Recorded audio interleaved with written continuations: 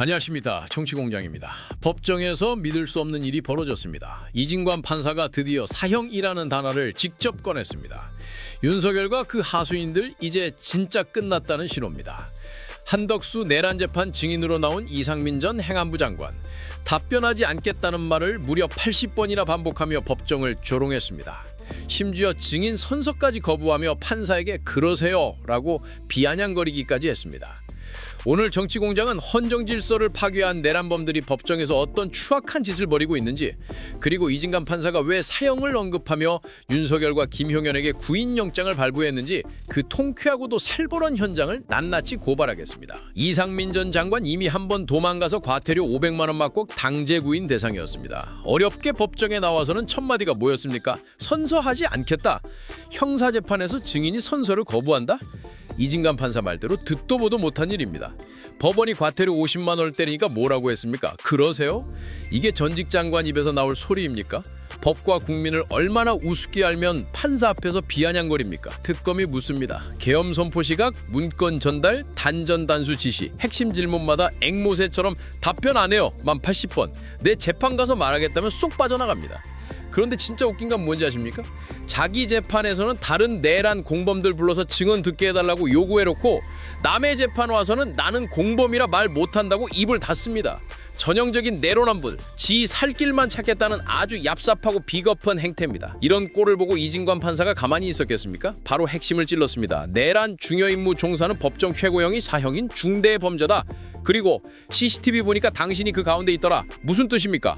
너 지금 장난하냐? 이거 헌정질서 파괴한 내란 재판이야. 너 사형당할 수도 있어 라고 강력하게 경고한 겁니다. 단순한 겁주기가 아닙니다. 법원이 이 사건을 얼마나 위중하게 보고 있는지 그 인식을 명확히 보여준 겁니다. 그동안 조희대 지휘원 판사들이 내란 재판을 무슨 예능 무대처럼 만들면서 범죄자는 길을 살려줬는데 이진관 판사가 드디어 법의 권위를 바로 세우고 있는 겁니다. 자, 이상민이 저러고 있을 때 내란의 수괴들은 뭐 했습니까? 윤석열, 김용현 또 불출소 사유서 내고 도망갔습니다. 이진관 판사 더 이상 봐주지 않습니다. 구인영장은 강제 처분이다. 당사자 의사 필요 없다. 집행해라.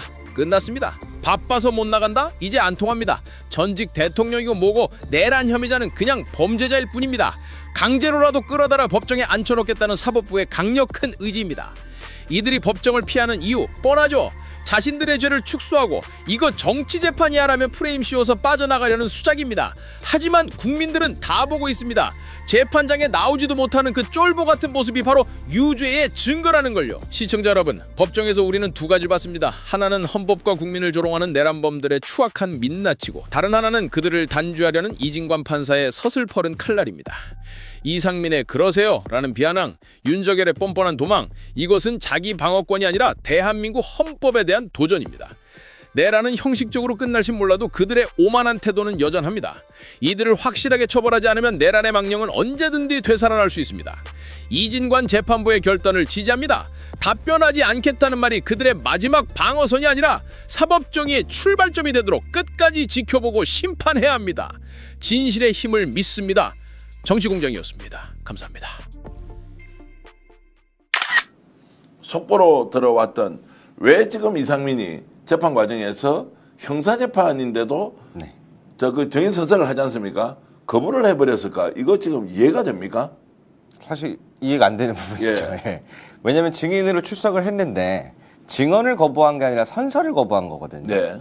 그래서 이러한 부분은 굉장히 이례적인데 어떠한 심리적 압박이 이상민 지금 증인을 지금 압박하고 있는지 한번 재판 내용을 한번 봐야 될 것 같습니다. 자, 일단 정인 선서를 거부했다는 것은 이제 과태료 부과가 바로 이루어지는데 50만 원 과태료를 부과했다. 그럼 본인이 말씀하신 대로 정언을 아예 본인이 불리한 것을 묵비권 행사하면 되는 거잖아요. 진술 거부를 하거나 정언을 이제 거부할 수 있는 권한이 있는데 왜 선서를 거부했느냐라고 하는 것은 이 재판을 본인은 받아들이지 못하겠다는 일종의 항명의 수단이 아니냐라는 것이 저는 직감적으로 들었습니다.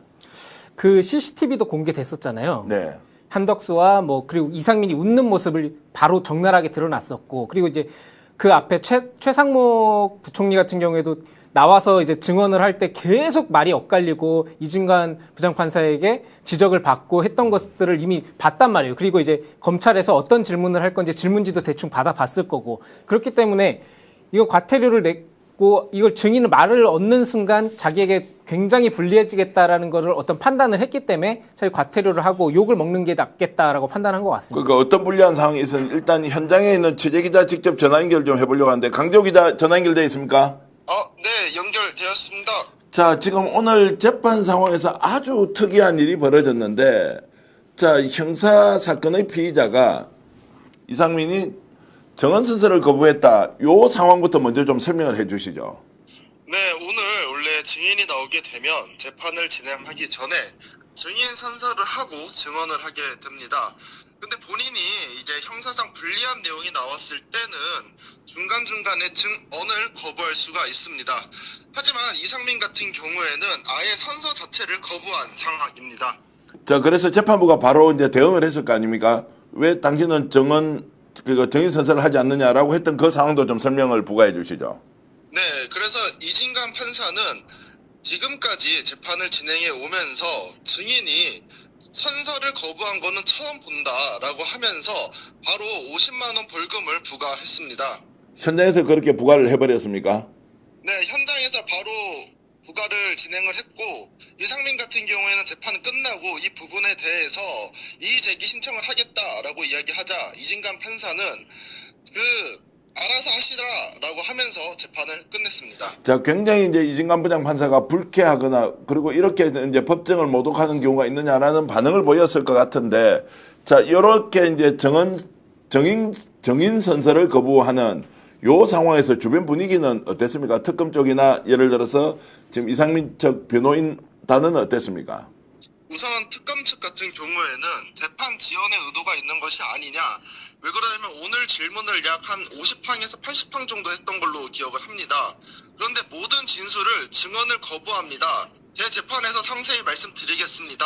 라고 일관하여 오늘 재판이 1시간 만에 끝나게 되었는데요. 아마 이상민 장관과 관련된 내용을 또 부수적으로 물어볼 게 있다라고 하면 다시 부를 수도 있을 것 같습니다. 자, 정원 선서를 거부했다라고 이제 하는 것은 제가 보기에는 이 재판부를 인정하지 않겠다라고 하는 이상민 지금 전 장관 같은 경우에는 이제 판사 출신이지 않습니까? 이렇게 이제 법정을 모독할 수 있는 이런 생각이 들었는데 현장에 있던 강 기자는 어떤 판단이었습니까? 저도 그동안 1년 넘게 재판장을 다니면서 증인이 이렇게 증언 선서를 거부하는 경우는 처음 봤기 때문에 상당히 당황스러웠습니다. 아마 이진관 판사 같은 경우에도 당황스럽기도 하고 아마 속으로는 화가 많이 나지 않았을까라고 생각이 듭니다.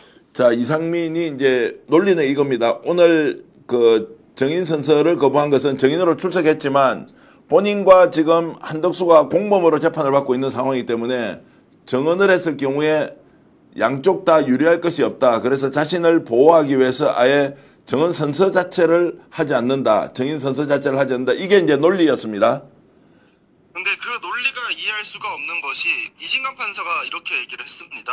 민사재판의 경우에는 선서를 거부할 그런 규정이 있다라고 합니다. 하지만 형사재판 같은 경우에 그런 규정이 없는데도 불구하고 이상민 장관이 선서 자체를 거부하게 된 거죠. 자, 그래서 지금 이제 언론에서 속보가 지금 계속 나오고 있는데 형사재판 선서 거부 처음 본다. 이상민에게 과태료 50만 원이 현장에서 바로 부과됐다라고 하는 이제 기사가 나오고 있고 이 언론사가 어딘지도 좀 말씀을 주셔야 저희들이 인용 보도할 때 필요할 것 같은데 한겨레 신문에서 지금 속보가 나와 있는데 오연석 기자가 이제 저렇게 지금 속보 형식으로 보도를 하고 있고요. 아주 특이한 사례 형사재판에서 선서를 거부한 것은 처음 본다.